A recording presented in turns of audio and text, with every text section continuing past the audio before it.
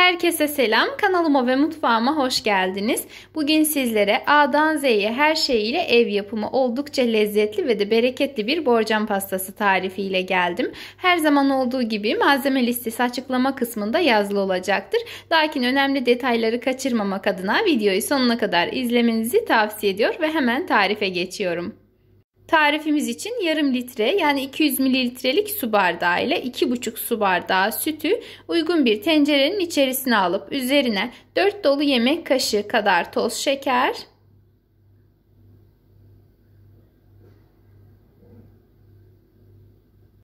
3 dolu yemek kaşığı nişasta, ben mısır nişastası kullandım. Daha güzel kıvam için her zaman mısır nişastasını tavsiye ederim. Ve 1 dolu yemek kaşığı kadar da un ilave edelim. Daha sonra bir çırpıcı yardımıyla pürüzsüz bir kıvam alıncaya kadar çırpalım.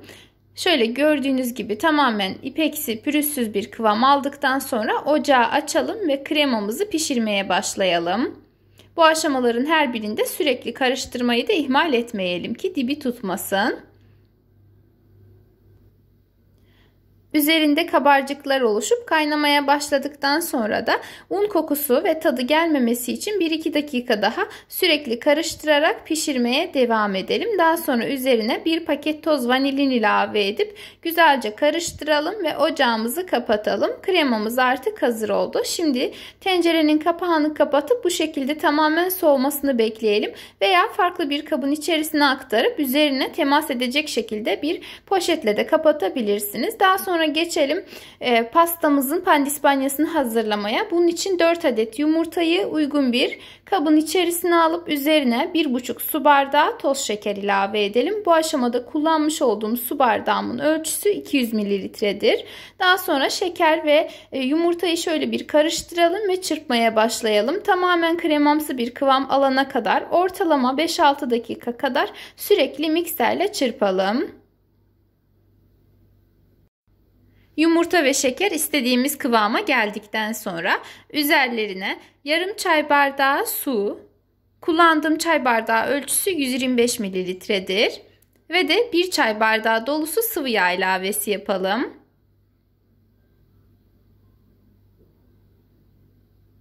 Şimdi şöyle bir güzel karıştıralım tekrardan. Birazcık karıştırdıktan sonra 2 dolu yemek kaşığı mısır nişastası,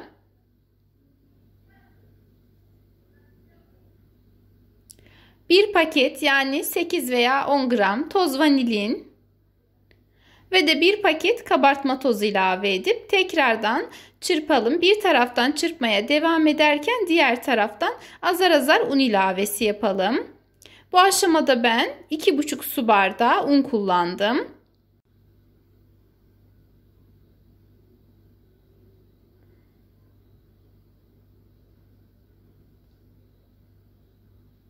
Unun tamamını ilave ettikten sonra şöyle bir spatula ile kenarlarını içe doğru getirip tekrardan pürüzsüz bir kıvam alana kadar çırpmaya devam edelim. Sonuç olarak hamurumuzun kıvamı şu anda ekranda gördüğünüz gibi olmalı. Eğer bu kıvamda değilse 1 yemek kaşığı kadar un ilave edip tekrardan çırpabilirsiniz. Yumurtaların ölçüsüne göre un miktarı değişebilir. O yüzden kontrollü olmanızı tavsiye ediyorum. Şimdi hazır olan hamurumuzu borcamın içerisine almadan önce borcamımızı katı veya sıvı yağ ile bir güzel yağlayalım.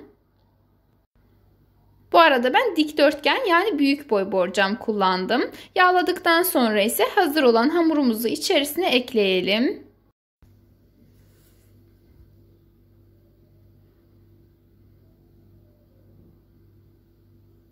Şimdi bir spatula ile hamuru borcamın her tarafına güzelce yayalım. Fırına vermeden önce borcamı şöyle bir güzel sallayıp düz bir zemin üzerine birkaç kez vuralım ki aralarında boşluk kalmasın. Daha sonra önceden ısıtılmış 170 derece fırında pişmeye gönderelim. Pişme süresi fırından fırına değişebilmektedir. Ortalama süre 10 dakikadır. Pişmeye başladıktan sonra hızlı bir şekilde piştiği için kontrollü davranmanızı tavsiye ederim. Şimdi geçelim kremamızı hazırlamaya. Bunun için 2 çay bardağı dolusu sütü uygun bir çırpma kabının içerisine alıp üzerine 2 poşet toz krem şanti ilavesi yapalım. Bu aşamada kullandığınız krem şantinin markasına göre kıvam değişebilir. O yüzden dikkatli olun. Eğer gerekirse süt miktarını azaltabilir veya krem şanti miktarını arttırabilirsiniz. Bir araya getirdik. Şimdi bir güzel çırpalım.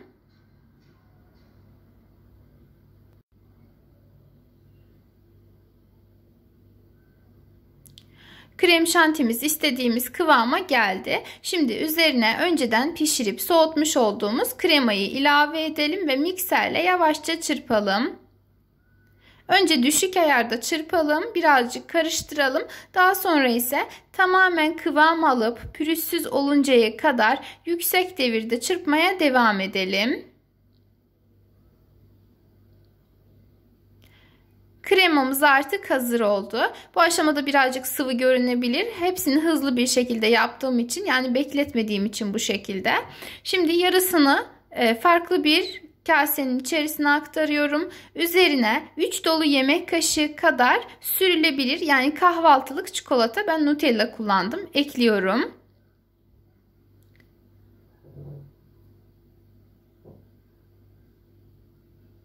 Çikolatasını ekledik. Şimdi mikserle pürüzsüz bir kıvam alana kadar çırpalım. Ve çikolatalı kremamız artık hazır oldu. Şimdi üzerini bir poşet veya streç ile hava almayacak şekilde güzelce kapatıp en az 4-5 saat kadar buzdolabında dinlendirelim. O dinlenirken geçelim diğer kremamızı, yani geriye kalan kremamızı hazırlamaya. Bu kremamızın da içerisine 2 dolu yemek kaşığı labne peyniri,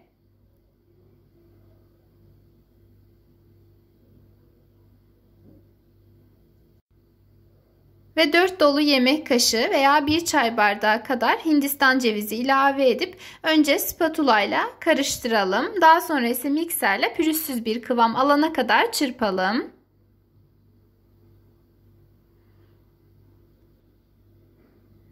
Ve ikinci kremamız da artık hazır oldu. Şimdi öncelikle bir spatula ile şöyle kenarlarını içe doğru getirelim. Daha sonra ise bir poşet veya streç ile veya herhangi bir şeyle üzerini hava almayacak şekilde güzelce kapatalım ve en az 4-5 saat kadar buzdolabında dinlendirelim. Mümkünse bir gece öncesinden kremalarınızı hazırlamanızı tavsiye ederim.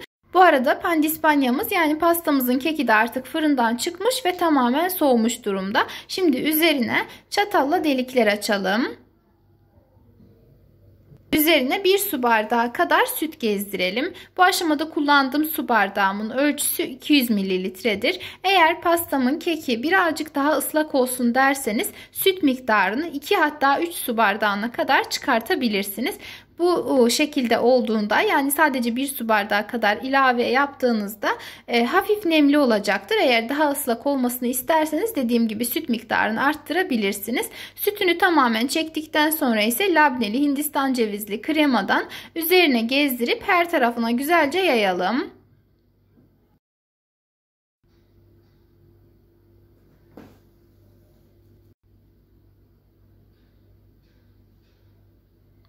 Şimdi çikolatalı kremamızı krema torbasının içerisine alıp pastamızın üzerine sıkalım. Eğer krema torbanız yoksa veya bu şekilde yapmak istemezseniz normal kaşıkla ekleyip yayabilirsiniz. Bu arada eğer tarifimi buraya kadar izlediyseniz herhangi bir sorunuz, görüşünüz, öneriniz var ise yorum kısmında belirtebilirsiniz. Eğer hiçbirisi yok ise bile yoruma sevdiğiniz bir emojiyi bırakmanız beni çok mutlu edecektir. Şimdi pastamızın üzerine şöyle hamur şekillendirici bir aparatla şekillendiriyorum. Bu aşamadan sonra dilediğiniz gibi süsleyebilirsiniz. İlla ki bu aparatla yapmanıza gerek yok. Herhangi bir çatalla da yapabilirsiniz veya sade bırakabilirsiniz. Şimdi hazır olan pastamızı en az 2 saat kadar buzdolabında dinlendirelim. Ne kadar çok dinlenirse lezzeti de bir o kadar güzel olacaktır. Yeteri kadar dinlendirdikten sonra servis öncesinde üzerine şöyle toz kakao serpiştirelim.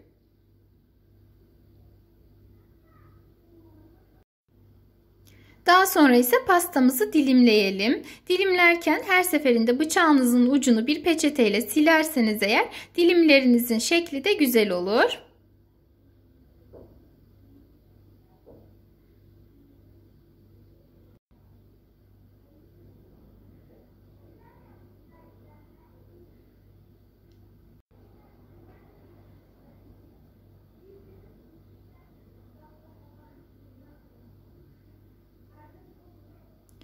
Ve borcam pastamız artık servise hazırdır.